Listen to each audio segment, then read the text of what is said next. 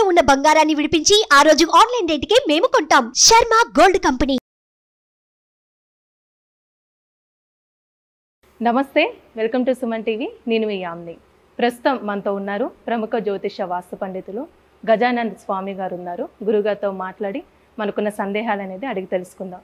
నమస్కారం గురుగారు. నమస్తే అమ్మ. గురుగారు, అంటే మనకి ప్రతి నెల ఏకాదశి అనేది నార్మల్ అండి రావడం.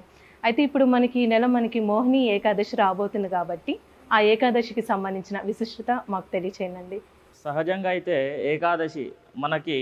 ఏకాదశి అంటే అందరికీ శుభప్రదమైనటువంటి రోజు, అందరికీ తెలిసిందే.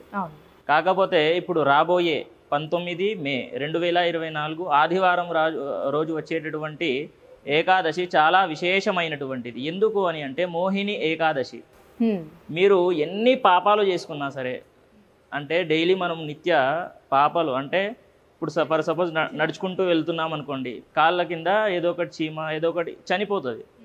ఏదో ఒకటి ప్రాణమే కదా, దాంట్లో కూడా ఒక ఆత్మ ఉంది, చనిపోయింది.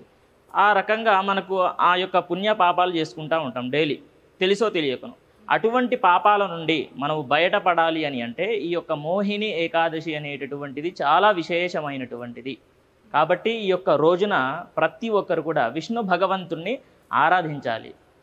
అంటే చిన్న కథ కూడా ఉంది కదండి విష్ణుమూర్తికి సంబంధించి. కథ చాలా మంచి కథ ఉంది. ఆ కథను వినాలి ఆ రోజున.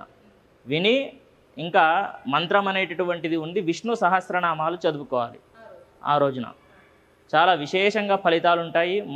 మరియు ఉద్యోగం రాని వాళ్ళు మరియు ఇంకా పాప పుణ్యాలన్నీ కూడా తొలగిపోతాయన్నమాట. చాలా విశేషంగా ఫలితం ఉంటుంది. మోహిని ఏకాదశి అనేటటువంటిది చాలా విశేషమైనది కాబట్టి ఈ యొక్క రోజున అందరూ కూడా ఉపయోగించుకోవాలి. ఓం నమో నారాయణాయ నమః అనేటటువంటి ఈ మంత్రాన్ని 108 సార్లు చదువుకోండి. వీలైన వాళ్ళు ఉపవాసం కూడా చేయవచ్చు. ఉపవాసం సాయంత్రం వరకు అండి, ఇంకా సాయంత్రం వరకు ఉపవాసం చేయాలి. మరి 19 అంటే 20కి మనం ఉపవాసం వదిలేసేయాలి. పొద్దున్న లేచి ఎవరికైనా అన్నదానం కానీ ఇలా చేసి, ఒక్కరికైనా సరే అన్నదానం చేసి ఉపవాసం వదిలేయాలి. అలా మనకి ఉపవాసం చేసుకుంటే చాలా మంచి ఫలితాలు ఉంటాయి. అంటే ఎలాంటి సమస్యలకి, అంటే సమస్యలంటే ఇప్పుడు కుటుంబ సమస్యలు చాలా మనము కొన్ని 1,00,000 కోటి పాపాలని హరించుకుపోతాయి. అన్ని పాపాల నుండి బయటపడతాం. 100 గోవులు దానం చేసినంత ఫలితం ఉంటుంది మోహిని ఏకాదశి రోజు. ఆ రోజు ఉపవాసం కానివ్వండి, ఇవన్నీ విష్ణు సహస్రనామాలు చదువుకొని కానివ్వండి, ఇలా మనకి మంత్రాలు కొన్ని నియమాల నిష్టాలు, నదీ స్నానం చేస్తే కూడా చాలా విశేషంగా ఫలితాలు ఉంటాయి ఆ రోజున. కాబట్టి ఈ యొక్క ఏకాదశి చాలా ప్రీతికరమైనటువంటి రోజు, చాలా మంచి రోజు. గురుగారు, ఆ రోజు ఏమైనా ప్రత్యేకంగా పూజ అంటూ చేసుకోవచ్చండి విష్ణు భగవానికి సంబంధించి? తప్పకుండా చేసుకోవచ్చమ్మా. విష్ణు భగవంతుని పూజ చేయొచ్చు. ఎలా అని అంటే ఆ రోజున తలస్నానం ఆచరించాలి. తలస్నానం ఆచరించాక స్వామివారి యొక్క విగ్రహం ఉంటుంది కదా, విష్ణుమూర్తి, ఫోటో పెట్టుకోవాలి. ఫోటో పెట్టుకొని అభిషేకము, పాలు, పెరుగు, తేనె, నెయ్యి, చక్కెర ఇవన్నీ కూడా పంచామృతాలు ఏర్పాటు చేసుకొని అభిషేకము చేసిన తర్వాత స్వామివారి యొక్క విశేషంగా అలంకరణ చేయాలి. పసుపు, కుంకుమ, గంధము, పువ్వులు, అష్టోత్తరం చేయాలి. విష్ణు భగవంతుని యొక్క అష్టోత్తరం చేసిన తర్వాత స్వామివారికి ధూప దీప నైవేద్యాలన్నీ కూడా ఒక కొబ్బరికాయ కొట్టి హారతి, పచ్చకర్పూరం ఉంటుంది చూడండి, దాంతోనే హారతి ఇవ్వాలి. అలా హారతి ఇచ్చాక చివరికి స్వామివారి యొక్క కథను వినాలి. అలా చేసుకుంటే కనుక చాలా విశేషంగా ఫలితాలు ఉంటాయి. పూజా విధానం చాలా సింపుల్గా ఉంది, అందరు కూడా చేసుకోవచ్చు ఇంట్లో. అంటే ఉదయం టైంలో చేస్తే మంచిది, సాయంకాలం ఉదయం పూట చేసుకోవాలి. ఉదయం అంటే పొద్దున్నుంచి ఉపవాసం ఉండాలని? ఉపవాసం ఉండాలి. ఉపవాసం అంటే మళ్ళీ చాలామంది ఏమీ తినకుండా ఉంటారు, అలా కాదు.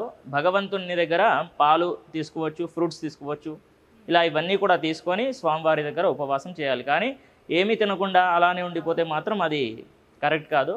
అన్నీ తినుకుంటూ చేసుకుంటే కనుక చాలా మంచి ఫలితాలు ఉంటాయి.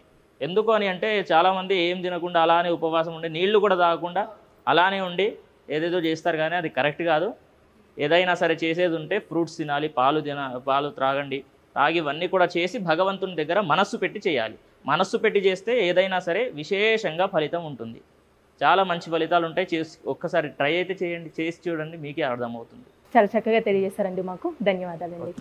సుమన్ టీవీలో మీ పర్సనల్ అండ్ బిజినెస్ ప్రమోషన్స్ కోసం కింది నెంబర్కి కాంటాక్ట్ చేయండి.